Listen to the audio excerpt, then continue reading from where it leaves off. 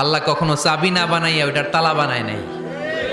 কথা কন, তালাও যেহেতু আছে ওই তালার চাবিও বানিয়েছে কে? মা আনজালাল্লাহু দাআন ইল্লা আনজালাল্লাহু লাহু শিফা। আল্লাহ দুনিয়ায় এমন কোন রোগ পাঠায় নাই যেই রোগের ঔষধ বানায় নাই, এমন কোন রোগ নাজিল করে নাই যেই রোগের কোনো চিকিৎসা বানায় নাই, হয়তো সেটা আবিষ্কার হয় নাই। অনেকে ক্যান্সারের কথা বলতে পারেন যে হুজুর ক্যান্সার এমন রোগ, এই ক্যান্সার তার নাই কোনো অ্যান্সার, কিন্তু বিজ্ঞানীরা বলতেছে এটারও অ্যান্সার আবিষ্কৃত হচ্ছে। সুবহানাল্লাহ কইবেন না? কিছু কিছু ক্ষেত্রে হয়েও গিয়েছে। এজন্য দুঃখের পরেই আছে সুখ, কষ্টের পরেই আছে আনন্দ। এই দুনিয়াটাই এরকম, কষ্টের পরই আনন্দ। দেখবেন তারাবির নামাজ 20 রাকাত পড়তে কষ্ট লাগে না?